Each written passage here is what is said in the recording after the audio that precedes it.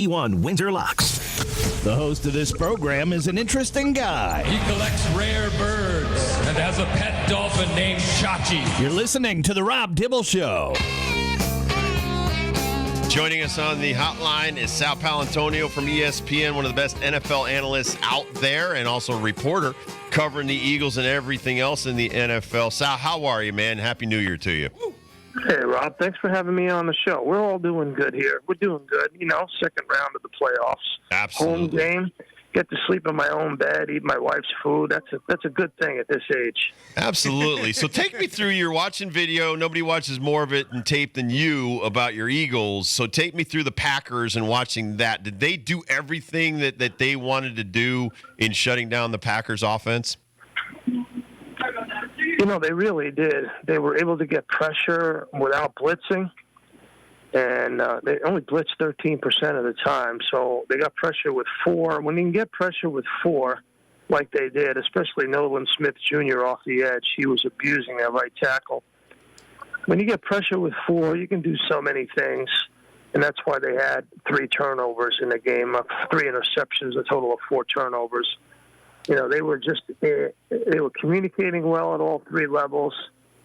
The loss of Nakobe Dean is significant, but I like Oren Burks. Burks is a good 4 inches taller and about 25 pounds heavier and a little quicker.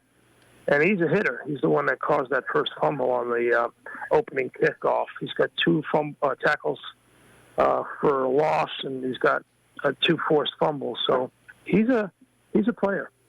Where are the vulnerabilities with the Philadelphia Eagles?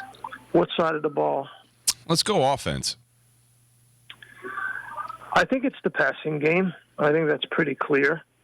I think it's a vulnerability only because they choose to make it one. I think if they decide to focus on it, it can be excellent at times. I think there's no excuse for only targeting A.J. Brown 3 times in the game.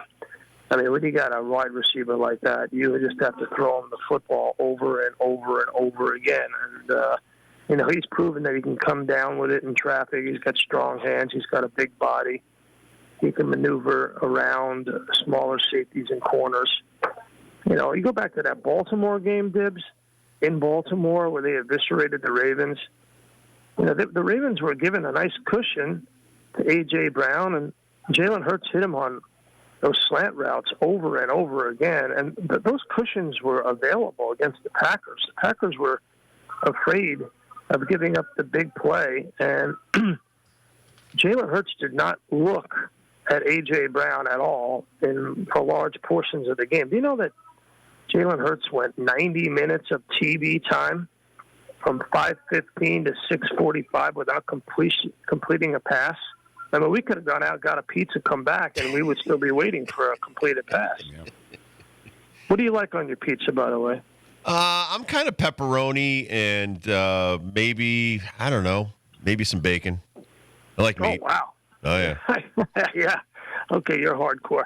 I like a little sausage and pepper. There you go. Well, you're Italian, so exactly. I figure you might. Do you like the clam ones? What are you saying? What are you saying? Well, I'm on my second Italian wife, Sal. So I've seen everything. We had this discussion. We just had this discussion because up here, the pizza up here, people like just the clam pizza. Some people like, all kinds of crazy stuff, everything on it. Oh, yeah. Connecticut's got some great pizza now. Connecticut's got a great Italian-American population. What is my wife? My wife likes bruschetta, and I probably pronounced that wrong, and arugula on her thing with some brown sauce. Lettuce? Yeah, I would never eat that, but my wife loves it. It's not a pizza. I know. So, all right, let me ask you about the Rams. The Eagles already played them once this year, a couple months ago, but how do you shut down the Rams because the Vikings couldn't figure out how to shut down Stafford and this team? Well, the first thing you got to do is key on Puka Nacua. And you got to find him. He's moving all over the place. They do a good job of hiding him. They do a good job of formation variation and pre-snap movement.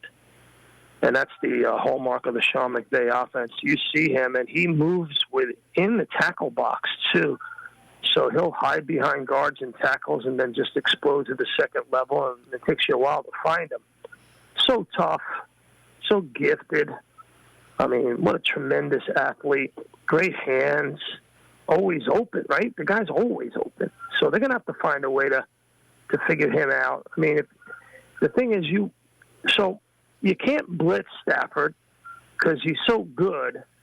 If you were listening to the broadcast, as I know you were, you heard them talk about the fact that he's almost impossible to blitz. And Vic Fangio does not blitz. They'll play coverage. They'll play coverage and try to get home and see what happens. I think that's the key. But on the flip side, Dibs, the Rams front four, and sometimes it's a front five, they win one-on-one matchups.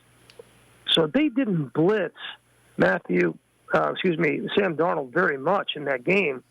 But those guys got home in a 4-down alignment and a 5-down alignment over and over again. I don't know if they're going to be able to do that against the Eagles' superior offensive line. They're going to have to take some risks against Jalen Hurts. Remember, Jalen Hurts was the third most blitz quarterback in the NFL this year. Teams like to blitz him.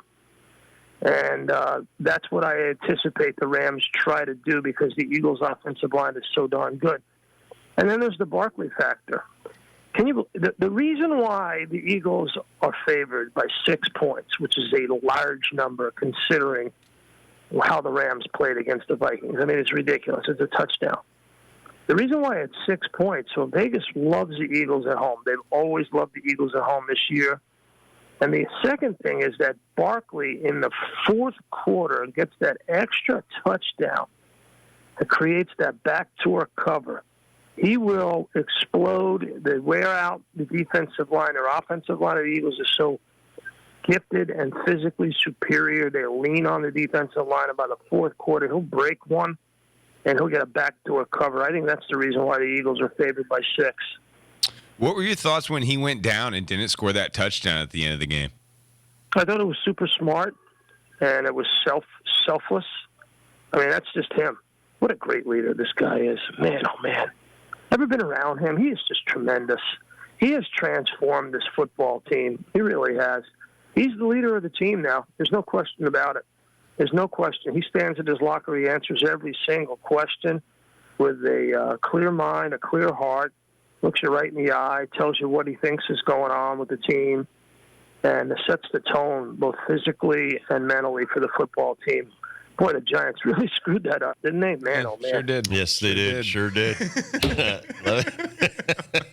I just had to throw that in there gratuitously. Come on. No. Listen, we've said it all year. Yeah. I mean, how stupid can you be? Let me ask you some of these coaching questions. Mike McCarthy's out with the Cowboys. And I guess Troy Aikman doesn't think it's a coveted job. I think all the jobs in the NFL are coveted. Who do you think would be a fit for the Cowboys? Well, I love the idea of Deion Sanders coming. I absolutely love it. It's great for everybody. It's great for the Cowboys. It's great for Dak Prescott in particular. Even if Deion's son comes, I mean, it's great for Prescott. If he can go somewhere else, he'll have a new lease on life. I think it's great for TV. It's great for ESPN. It's great for talk radio. I mean, even the thought of him coming carried ESPN's all those shows yesterday. You saw it was wall-to-wall coverage. And all they did is talk on the phone for 15, 20 minutes or whatever it was. So it'll be great. There's nothing like Deion. So I've been around him. He just brings joy and snap, crackle, pop to the arena. You want him around. Sal, he was my teammate in Cincinnati. He's one of my favorite all-time people. People don't get it. That guy comes in, he dances into the locker room, and he dances out of the locker room. It's like, I've never seen anybody like him, man. He's always up. Always. And I tell you, I was obviously never his teammate, but I've interviewed him countless times. The first time I interviewed him, he had that punt return against the Giants. It was against the Giants. It was at Giants Stadium, the old Giants Stadium. He actually had 3 touchdowns in that game, a kick return, a punt return, and an interception return. So he doesn't know me from Adam. I'm just a punk ex-sports writer who's now on ESPN, right? And he does the interview with me, and I introduce myself to him. And he goes, I know who the heck you are. I wouldn't be talking to you, man. Come on. Except he didn't say heck. Yeah. Yeah. So, I mean, and that's just the way he is. And I think he would be great for the Cowboys. I think he would. Just to ask you a quick question on some of these college kids. I know your head's always in the pros, but a couple of the dynamic defenders that you may have seen a lot of, Travis Hunter being one of Deion's guys, the guy that plays both sides of the ball, could be a lockdown corner. But I wanted really your thoughts on Abdul Carter as well, the defensive end from Penn State. I don't know if you've been able to watch him with any kind of scouting eyes, but your thoughts on those two guys coming into the draft this year. I just watch them on TV, and I think the world of both of them. I mean, you need difference makers in the NFL, specifically at the cornerback position and the pass rush position. And if you can get one of those guys, you got to go get them. Boy, that guy from Ohio State who ran the scoop and score guy, that was a tremendous play too. You got to have those kinds of guys because you got to have young, dynamic players in the NFL with speed and ferocity. Just look at what Dan Campbell has done with the Lions. He's just brought in one guy after the other that has attitude and ability and just is ferocious to the ball. And by the way, Aaron Glenn, man, oh man, not to flip the script on you, but wow, Aaron Glenn, I don't know if we're talking Rams and Eagles. I don't know how you go in there and beat the Lions right now. I just don't. I really don't. I mean, Aaron Glenn, you watch that defense, Dibs, and I know you're a historian of the game. So Aaron Glenn, of course, coached under Rex Ryan. I spent a lot of time with him in Cortland during the summer of Tebow. Got to know him pretty good. We used to play in a media versus coaches basketball game. I would cover him, and he just got tired of me hitting him all the time. And we became fast friends. And he took that playbook of Rex's, and you know where Rex got that playbook? He got it from Buddy, the 46 defense, and blitzing the safeties up the A-gap like that against Sam Darnold. Sam Darnold didn't have a chance. It was like Tony Eason in the Super Bowl. It was unbelievable.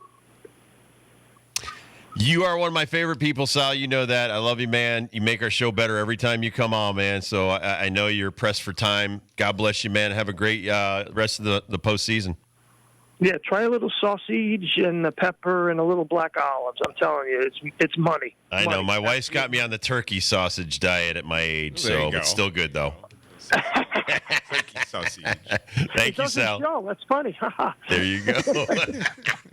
Take care, my brother. Thank you, Sal. All right, see you guys. Thank you. Sal Palantonio, everybody, from ESPN, one of the best NFL people out there. When we come back, we'll talk some college hoops.